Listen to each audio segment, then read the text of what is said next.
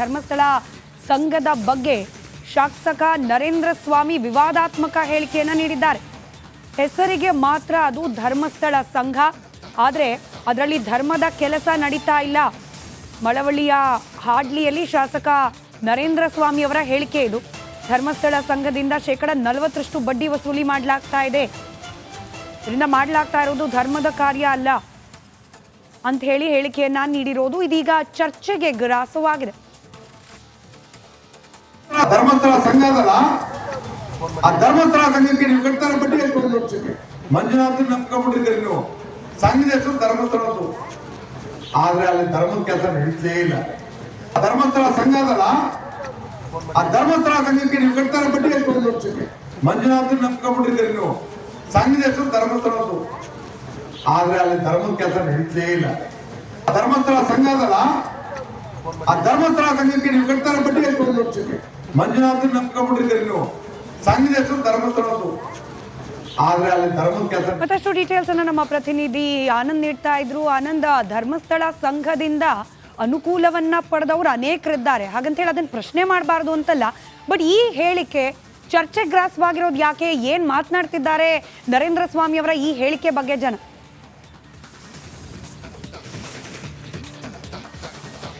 ಸ್ಮಿತಾ, ಏನು ಧರ್ಮಸ್ಥಳ ಗ್ರಾಮೀಣಾಭಿವೃದ್ಧಿ ಯೋಜನೆ ಜೊತೆಗೆ ಒಂದು ಸಂಘ ಏನಿದೆ ಅದು ಗ್ರಾಮೀಣ ಜನರ ಒಂದಷ್ಟು ಕಷ್ಟಗಳಿಗೆ ನಿವಾರಣೆ ಮಾಡುವಂಥ ಒಂದು ಕೆಲಸವನ್ನು ಮಾಡ್ತಾ ಇದೆ. ಯಾಕೆಂದರೆ ಈ ಸಂದರ್ಭದಲ್ಲಿ ಕಡಿಮೆ ಬಡ್ಡಿಗೆ ಸಾಲ ಕೊಡೋದೇ ಕಷ್ಟ. ಜೊತೆಗೆ ಏನು ಸಂಘದಿಂದ ಗ್ರಾಮೀಣ ಜನರಿಗೆ ಸಾಲ ಕೊಡುವಂಥದ್ದು, ಅದ್ರ ಜೊತೆಗೆ ಅವ್ರಿಗೆ ಅರ್ಜೆಂಟ್ಗೆ ಅಮೌಂಟ್ ಬೇಕು ಅಂದ್ರಾಗೆ ಅವ್ರಿಗೆ ತಲುಪಿಸುವಂಥ ಕೆಲಸವನ್ನು ಮಾಡ್ತಾ ಇದೆ. ಜೊತೆಗೆ ಒಂದಷ್ಟು ಸೌಲಭ್ಯಗಳನ್ನು ಕೊಡುವಂಥ ಕೆಲಸವನ್ನು ಮಾಡ್ತಾ ಇದೆ.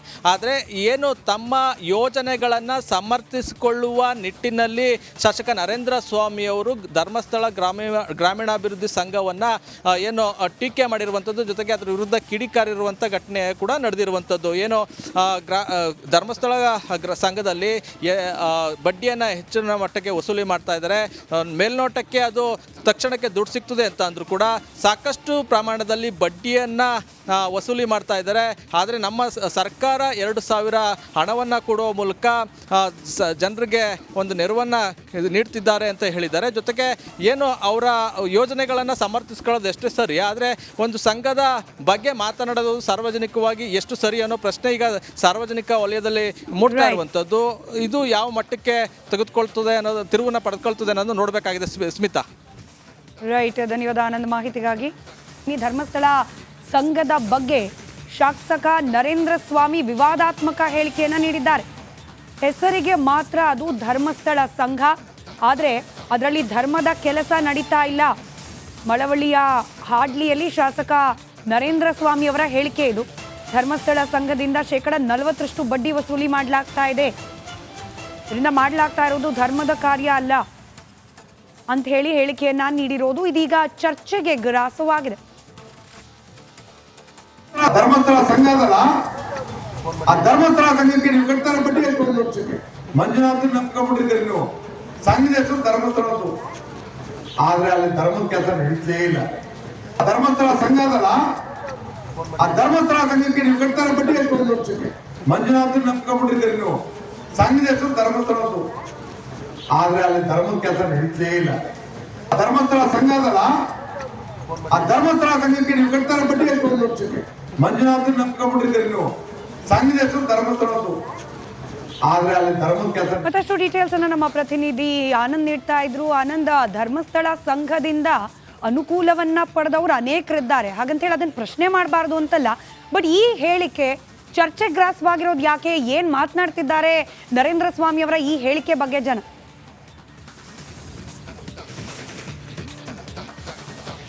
ಸ್ಮಿತಾ, ಏನು ಧರ್ಮಸ್ಥಳ ಗ್ರಾಮೀಣಾಭಿವೃದ್ಧಿ ಯೋಜನೆ ಜೊತೆಗೆ ಒಂದು ಸಂಘ ಏನಿದೆ ಅದು ಗ್ರಾಮೀಣ ಜನರ ಒಂದಷ್ಟು ಕಷ್ಟಗಳಿಗೆ ನಿವಾರಣೆ ಮಾಡುವಂಥ ಒಂದು ಕೆಲಸವನ್ನು ಮಾಡ್ತಾ ಇದೆ. ಯಾಕೆಂದರೆ ಈ ಸಂದರ್ಭದಲ್ಲಿ ಕಡಿಮೆ ಬಡ್ಡಿಗೆ ಸಾಲ ಕೊಡೋದೇ ಕಷ್ಟ. ಜೊತೆಗೆ ಏನು ಸಂಘದಿಂದ ಗ್ರಾಮೀಣ ಜನರಿಗೆ ಸಾಲ ಕೊಡುವಂಥದ್ದು, ಅದ್ರ ಜೊತೆಗೆ ಅವ್ರಿಗೆ ಅರ್ಜೆಂಟ್ಗೆ ಅಮೌಂಟ್ ಬೇಕು ಅಂದ್ರಾಗೆ ಅವ್ರಿಗೆ ತಲುಪಿಸುವಂಥ ಕೆಲಸವನ್ನು ಮಾಡ್ತಾ ಇದೆ. ಜೊತೆಗೆ ಒಂದಷ್ಟು ಸೌಲಭ್ಯಗಳನ್ನು ಕೊಡುವಂಥ ಕೆಲಸವನ್ನು ಮಾಡ್ತಾ ಇದೆ.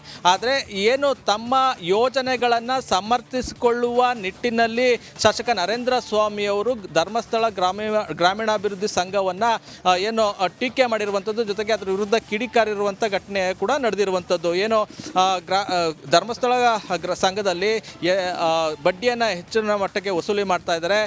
ಮೇಲ್ನೋಟಕ್ಕೆ ಅದು ತಕ್ಷಣಕ್ಕೆ ದುಡ್ಡು ಸಿಗ್ತದೆ ಅಂತ ಅಂದರೂ ಕೂಡ ಸಾಕಷ್ಟು ಪ್ರಮಾಣದಲ್ಲಿ ಬಡ್ಡಿಯನ್ನು ವಸೂಲಿ ಮಾಡ್ತಾ ಇದ್ದಾರೆ. ಆದರೆ ನಮ್ಮ ಸರ್ಕಾರ 2,000 ಹಣವನ್ನು ಕೊಡುವ ಮೂಲಕ ಜನರಿಗೆ ಒಂದು ನೆರವನ್ನು ನೀಡ್ತಿದ್ದಾರೆ ಅಂತ ಹೇಳಿದ್ದಾರೆ. ಜೊತೆಗೆ ಏನು ಅವರ ಯೋಜನೆಗಳನ್ನು ಸಮರ್ಥಿಸ್ಕೊಳ್ಳೋದು ಎಷ್ಟು ಸರಿ, ಆದರೆ ಒಂದು ಸಂಘದ ಬಗ್ಗೆ ಮಾತನಾಡೋದು ಸಾರ್ವಜನಿಕವಾಗಿ ಎಷ್ಟು ಸರಿ ಅನ್ನೋ ಪ್ರಶ್ನೆ ಈಗ ಸಾರ್ವಜನಿಕ ವಲಯದಲ್ಲಿ ಮೂಡ್ತಾ ಇರುವಂಥದ್ದು. ಇದು ಯಾವ ಮಟ್ಟಕ್ಕೆ ತೆಗೆದುಕೊಳ್ತದೆ ಅನ್ನೋದು, ತಿರುವನ್ನ ಪಡೆದುಕೊಳ್ತದೆ ಅನ್ನೋದು ನೋಡಬೇಕಾಗಿದೆ. ಸ್ಮಿತಾ. ರೈಟ್, ಧನ್ಯವಾದ ಆನಂದ್ ಮಾಹಿತಿಗಾಗಿ. ಕಾನೂನು ಸುವ್ಯವಸ್ಥೆ, ಪೊಲೀಸರು, ಶಿಕ್ಷೆ, ಇದು ಯಾವುದ್ರ ಬಗ್ಗೆ ಕೂಡ ಭಯ ಅನ್ನೋದರ ಕೋಶಂಟ್, ಅದರ ಪ್ರಮಾಣ ಪ್ರತಿನಿತ್ಯ ಕಮ್ಮಿ ಆಗ್ತಾ ಬರ್ತಿದ್ಯಾ ಅನ್ನೋ ಅನುಮಾನಗಳು. ರಾಜ್ಯದಲ್ಲಿ ನಡೀತಿರುವ ಅನೇಕ ಘಟನೆಗಳನ್ನ ಗಮನಿಸಿದಾಗ ಹೀಗೊಂದು ಅನುಮಾನ ಮತ್ತಷ್ಟು ಮಗದಷ್ಟು ಬಲವಾಗ್ತಾ ಸಾಗ್ತಾ ಇದೆ. ನೆನೆ ನಡೆದಿರುವ ಮತ್ತೊಂದು ಘಟನೆ, ಕಾಂಗ್ರೆಸ್ ಶಾಸಕನ ಆಪ್ತನಿಂದ ಗೂಂಡಾಗಿರಿ. ಪೊಲೀಸರನ್ನೇ ಎಳೆದಾಡಿದ್ದಾನೆ ಕಾಂಗ್ರೆಸ್ ನಾಯಕ. ಮಂಡ್ಯದ ಕಮ್ಮನಾಯಕನಹಳ್ಳಿ ಗ್ರಾಮದಲ್ಲಿ ಘಟನೆ ನಡೆದಿದೆ. ಗ್ರಾಮ ಪಂಚಾಯಿತಿ ಸದಸ್ಯ ಅನಿಲ್ ಕುಮಾರ್ನಿಂದ ಹೈಟ್ ಡ್ರಾಮಾವನ್ನೇ ಸೃಷ್ಟಿ ಮಾಡಲಾಗಿದೆ. ಗಣೇಶ ವಿಸರ್ಜನೆ ಮೆರವಣಿಗೆ ವೇಳೆ ಕಿಯಾತೆ ತೆಗೆಯಲಾಗಿದೆ. ಕಾರ್ನಲ್ಲಿ ತೆರಳುತ್ತಾ ಇದ್ದ ಚಂದ್ರೇಗೌಡನನ್ನ ತಡೆದು ಗಲಾಟೆ ಮಾಡಲಾಗಿದೆ. ಗಲಾಟೆ ತಡೆಯೋಕೆ ಬಂದ ಪೊಲೀಸರಿಗೂ ಕೂಡ ಆವಾಜ್ ಹಾಕಿದ್ದಾರೆ.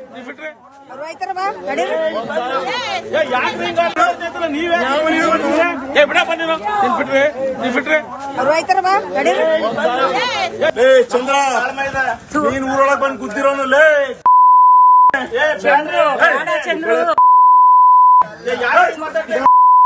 ಮತ್ತೆ ಬೇರೆಂಗ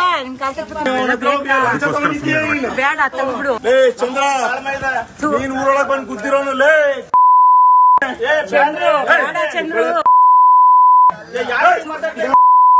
ಮತ್ತೆ ಬೇರೆಂಗ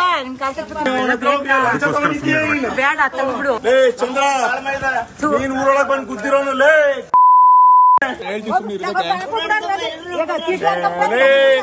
ನಿನ್ನಂತ ವಿಡಿಯೋ ಮಾಡ ಮಕ್ಕಳು ಕಂಡಿಲ್ಲ ಕೊಟ್ಟಿದೆ ಸುಮ್ಮನೆ ಇದೆ ಕಣ.